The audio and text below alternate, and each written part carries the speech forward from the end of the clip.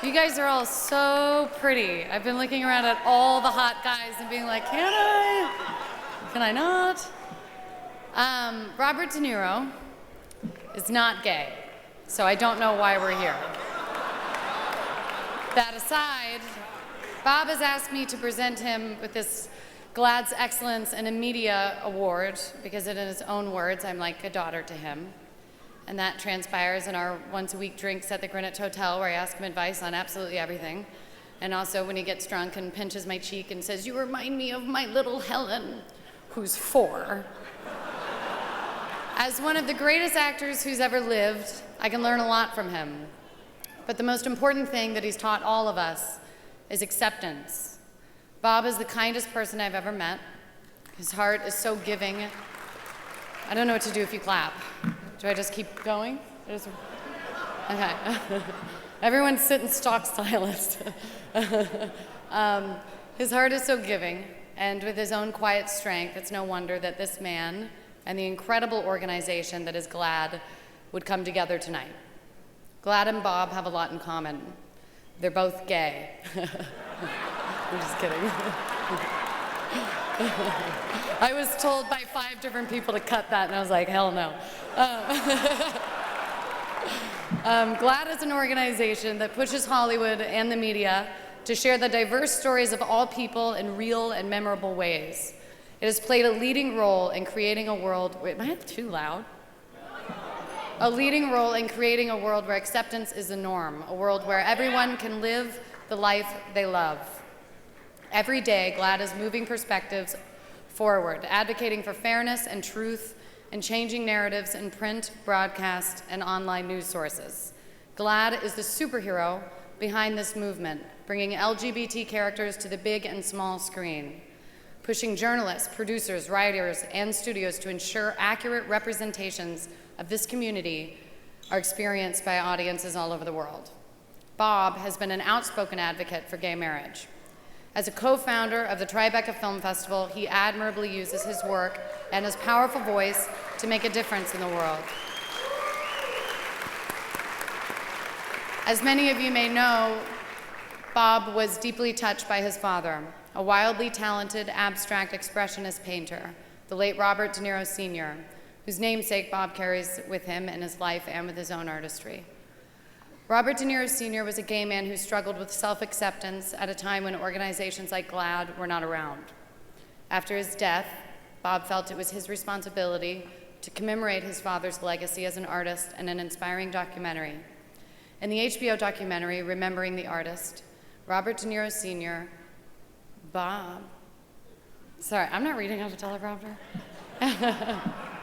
Bob shares his father's story with the world, a story that opened the hearts and minds of people everywhere.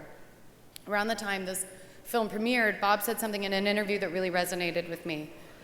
He voiced the hope that this documentary would allow his children to fully understand the urgency of the present. He said, "I want them to stop and take a moment and realize that you sometimes have to do things now instead of later, because later may be 20 years from now, and that's too late."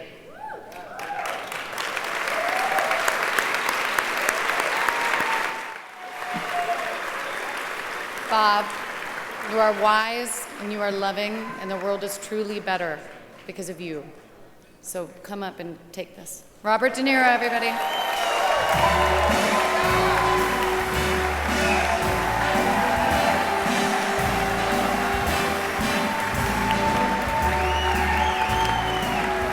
Where does he go?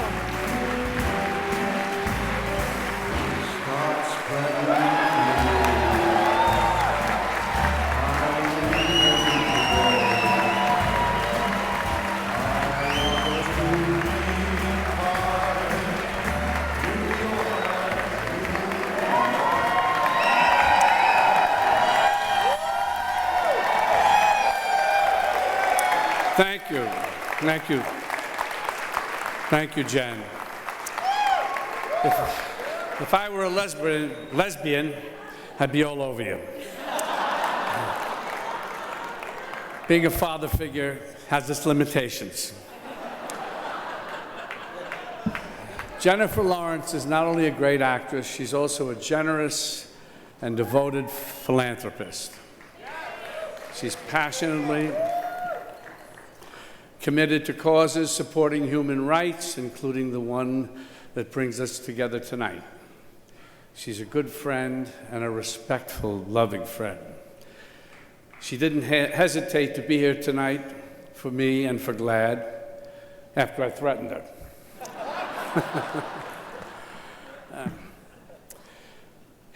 You think you've got it bad, LBGT community?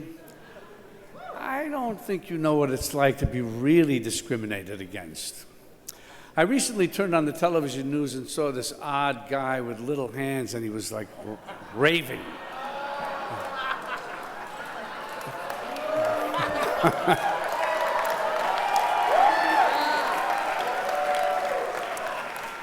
Turns out the ones being discriminated against are straight, middle-aged white men. It makes sense. I've been losing parts right and left to what used to be called diversity actors.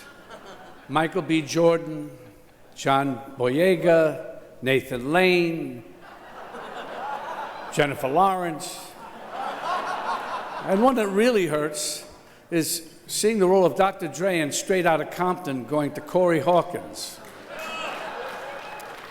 And I can't remember the last time I got a Teen Choice Award. And who knows how many Nobus I might have opened if I weren't the victim of systemic prejudice. You should only know, it's not easy being a straight white man. But if you have to be, it's better when you're in the arts or media or entertainment. We live in a bit of a bubble, a landscape that celebrates diversity and is, except on the wild fringes, accepting and non-judgmental. As an actor, I don't judge the characters I play. As a person, I don't judge the characters I play with.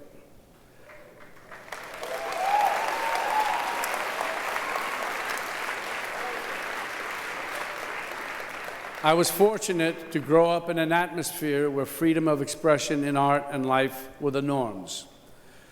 And now we have to look outside our bubble to the world where, because of religious beliefs or ignorance or mean-spiritedness, it's not so easy. It's been quite a year. A landmark decision for marriage equality.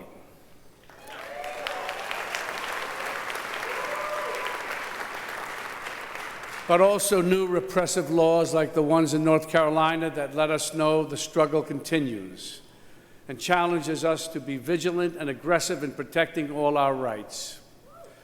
I'm happy to be part of a community that is so active in this quest. Thank you for this honor. I'm proud to stand with you. I'm GLAAD.